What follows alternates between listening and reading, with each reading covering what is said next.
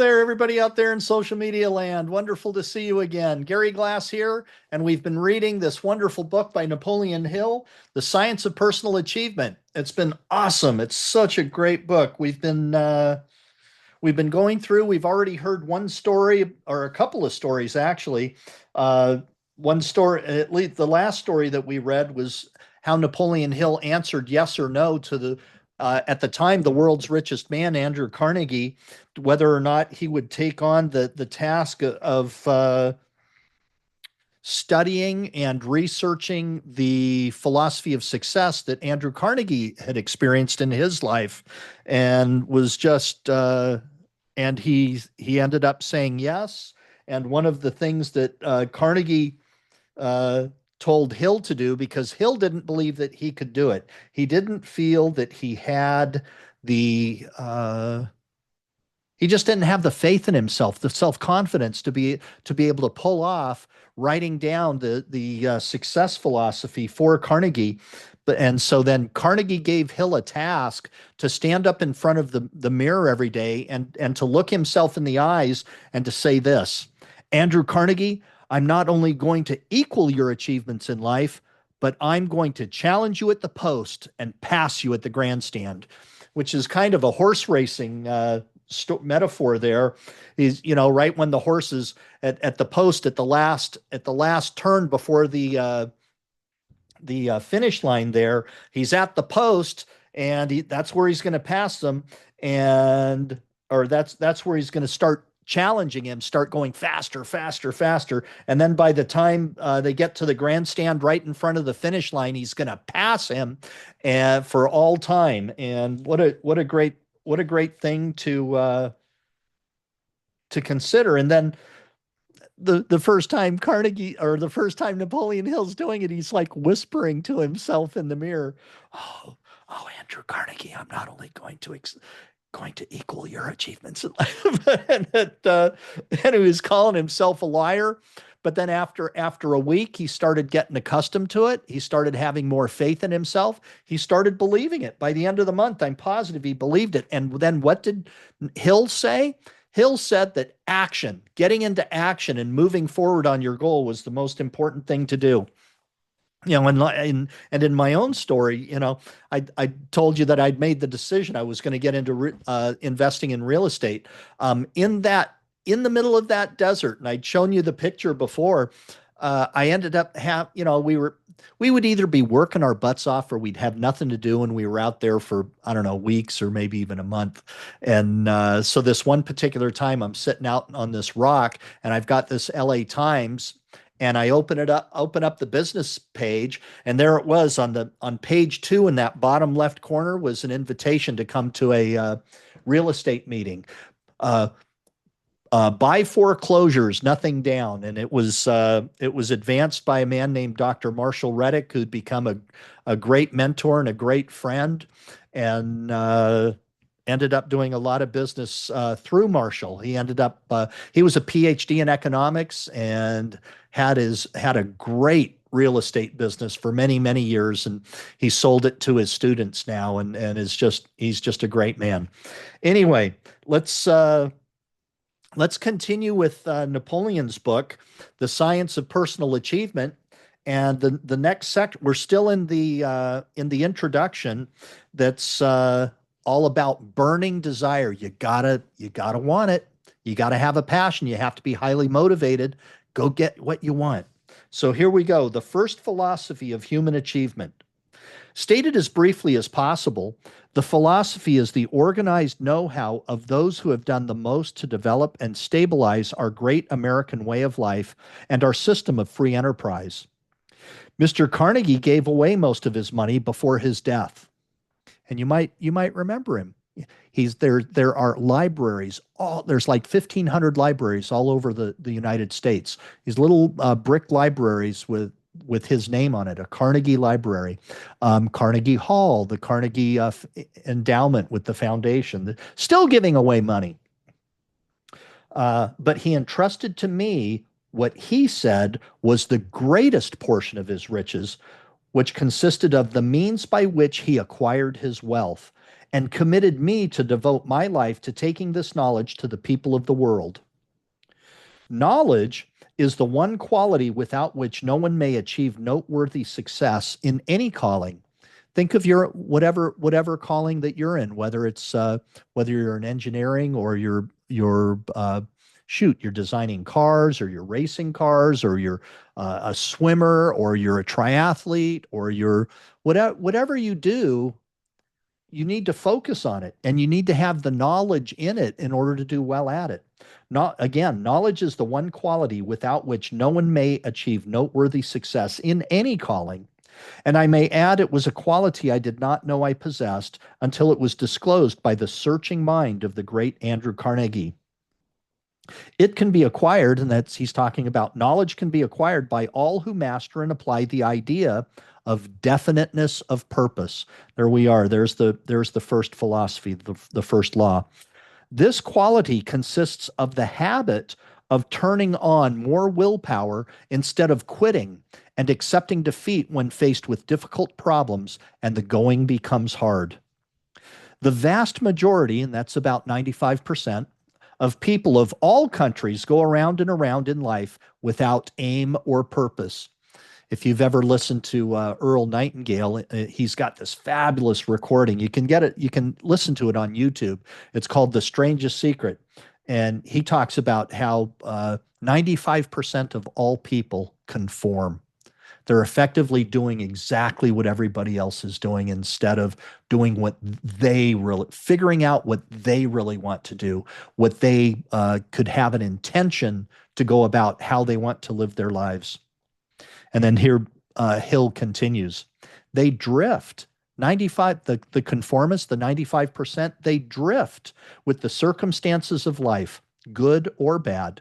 Whereas successful individuals create their own circumstances and ride them to victory. So this burning desire means no drifting. And what else comes about from not drifting by deciding exactly what you want and working on it? Peace of mind. Ultimately, it leads to peace of mind. The path to greatness may not be easy, but that's to be expected. What you might not expect is the source of some opposition. My greatest obstacle was friends and relatives. Yeah, that's often the case. Friends and relatives who believed I had undertaken too big a job. They chided me for working for the richest man in the world for 20 years without financial compensation from him. And one of the odd traits of most people, especially one's own relatives, is that they so often discourage any member of the family who steps out ahead of the crowd and aspires to achieve outstanding success. Have you experienced that? I can remember some of my friends going, "Oh my gosh, what are you doing? What are you doing?" Back when I was a plumber and before then, oh my gosh, he's got that batch of friends. What in the world? That's almost like crabs in a bucket, if you know that analogy. Now, you don't have to undertake this journey alone. In fact, one of the principles you're about to discover underscores the importance of a support group that uses the mastermind principle. I had helped achieving my personal goals through a mastermind alliance with two people who gave me encouragement when the going was tough. Mr. Carnegie, my sponsor, and my stepmother, who was the only member of my family who believed I would endure through 20 years of rough going. The next section's titled Friendly Alliances. One of the great miracles in human relations consists in the power of survival acquired by a friendly alliance with one or more other persons. My friendly alliance expanded to include the world's top achievers of the day. Each had a part in the creation of this philosophy. Thomas A. Edison was, without a doubt, the most interesting and the one from whom I probably received the most important aid during my 20 years of research. I mention Mr. Edison because of his great achievements, despite his lack of extensive formal education. Mr. Edison had that quality, which got me my opportunity with Andrew Carnegie, namely, the habit of turning on more effort instead of quitting when the going was hard. Persist, persist, persist. Before he perfected the modern incandescent electric light, he tried more than 10,000 different ideas, all of which failed to work. That was a definiteness of purpose, without parallel in the history of humankind. Throughout this book, you'll read amazing case histories of people who are models for application of the science of personal achievement. Some of them you'll meet for the first time. Others will be like old friends to people familiar with the personal development model. The first one of these case histories illustrates a man who is a personal friend, and he is very well known and highly admired. His name is Earl Nightingale. The following is his story in his own words. And if you get onto YouTube and listen to Earl Nightingale, he's got this deep, gravelly voice. It just, hello, this is Earl Nightingale. And he continues from the, and just, oh man, just what a speaker. Anyway, here's the words of Earl Nightingale. I don't think a day has gone by in the last 5 years that the influence of the philosophy of success has not shaped my life in every way. Coming upon it as I did after 20 years of earnest seeking for the answers was like being rescued from sea. It is said that in every life spent in earnest study, there comes an illumination so brilliant as to remove all shadows of doubt. Since then, just a few short years ago, I've been able to get everything I set my mind upon. Within a week of having discovered the formula, I deliberately doubled my salary. And then, just to make sure, I doubled it yet again. I have since come to take for granted such simple things. I have worked for 4 companies since that time, and I am well on the road toward my goal in life. Incredible as it may seem, there is one bit of wisdom that has passed down from antiquity unchanged and unchallenged. Great thinkers from time's very beginning have ordered it as if it were their own personal discovery, and so it was. We can read it 1,000 times and have it shouted in our faces, but for some strange, self-limiting reason, we can't discover it until we are ready to discover it. Human thoughts have a tendency to transform themselves into their physical equivalent. That's all. Not very shaking, is it? Just 12 words that still give me the creeps when I think of the power that they contain. And you can even reduce that into the idea of thoughts become things. You can transform those 12 words into 3. Thoughts become things. But that's not the end of the story. This is back Napoleon writing. But that's not the end of the story. In fact, it's only the beginning. I have isolated 12 great riches of life. So before we examine the 17 principles, let's look at the first step of your journey, one that involves self-understanding, which can get you back to what another idea that came from Earl from that other